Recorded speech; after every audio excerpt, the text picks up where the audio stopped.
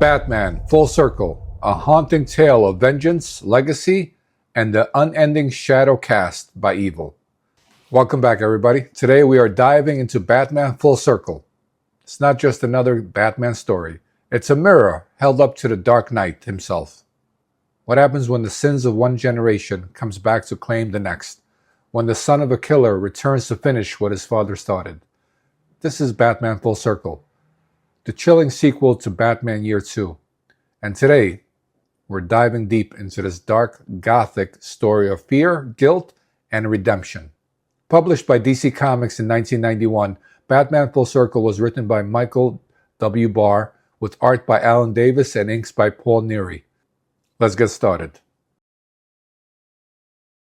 This is a very old story, as Batman stories go. It happened in the days when the Dark Knight had just taken under his wing a young boy dressed in red, yellow, and green. At first, they seemed an incongruous parent. The knight seldom spoke, standing like a pillar of muscled darkness, while the boy was seldom still, darting about like a ray of laughing sunshine. However, it soon became obvious that some unbreakable bond held the two. Despite their differences, both had looked upon the face of tragedy and had been forever changed.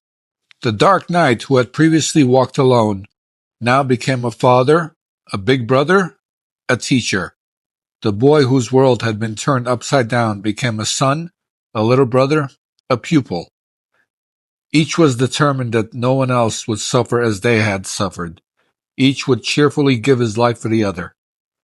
And so the legend of the Dark Knight and the boy wonder grew. But just as there are always legends, so there will always be those who need to destroy them.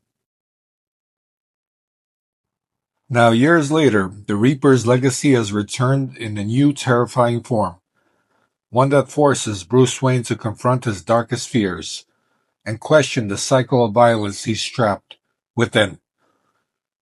The story opens with the chilling murder of two ladies of the night. Batman is drawn to the scene by Commissioner Gordon. Soon, the pieces fall into place. The killer isn't the original Reaper, but his son, who's taken up the mantle to avenge his father. This new Reaper is driven by a twisted sense of justice and even deeper hatred for Batman, blaming him for his father's demise. As Batman investigates, he finds himself battling more than just a physical threat. He's battling ghosts. The sins of Gotham's past are alive again, and Batman can't tell if he's the hunter or the hunted. In Full Circle, we see the young Dick Grayson early in his career as Robin.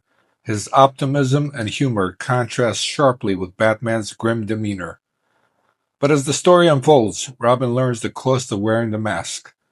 Batman pushes him hard, a little too hard, determined that Dick never falls victim to the same demons that haunt him. One of the story's strongest moments comes when Batman admits to himself that he doesn't want Robin to become another version of him. Cold, closed off, and consumed by vengeance. It's a rare human moment from the Dark Knight, and it gives Full Circle its emotional depth. As Batman faces the new Reaper, he's forced to see how the cycle of violence keeps repeating. Fathers and sons, killers and vigilantes. Each generation reacting to the pain left by the one before it. In one powerful sequence, Batman nearly loses control. He's inches away from killing, but he stops himself, realizing that true justice isn't vengeance, it's breaking the chain. Symbolically, the story brings Bruce full circle, from the child who lost everything to the man who chooses not to let that loss define him anymore. The title isn't just about the Reaper's legacy, it's about Bruce's own journey towards closure. Alan Davis's artwork shines here. His clean lines and fluid storytelling contrast beautifully with the grim tone of the story. The atmosphere is gothic yet crisp, evoking the classic Batman of the late 80s, early 90s, when detective stories were just as important as the action.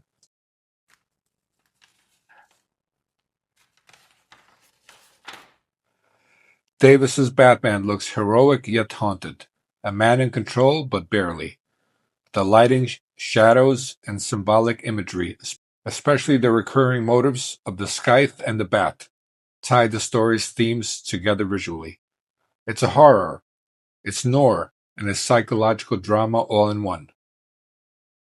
The final confrontation between Batman and the Reaper's son is brutal, emotional, and symbolic. Batman wins, but not through violence alone. He breaks the Reaper's psyche, forcing him to face the emptiness of his revenge. In the end, the son's hatred consumes him, just as it did his father. Batman walks away, scarred but resolute, knowing that he has to keep fighting not only Gotham's criminals, but the darkness within himself.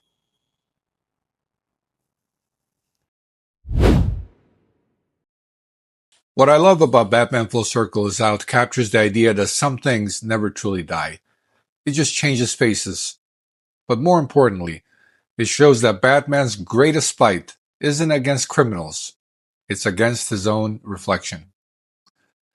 The story closes the loop started in year two and reminds us that Batman isn't just about vengeance, he's about control, growth, and the choice to be better than his pain.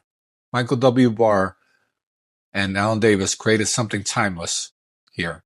A tale that explores what happens when you confront the darkness and decide not to let it win.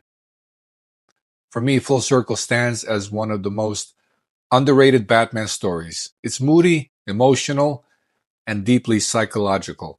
A perfect blend of gothic horror and heroism. This has been my deep dive on Batman Full Circle. Thanks for watching. This is Naser Subashi. Keep on creating, keep on dreaming, and most importantly, don't forget to have some fun in the process. Until next time.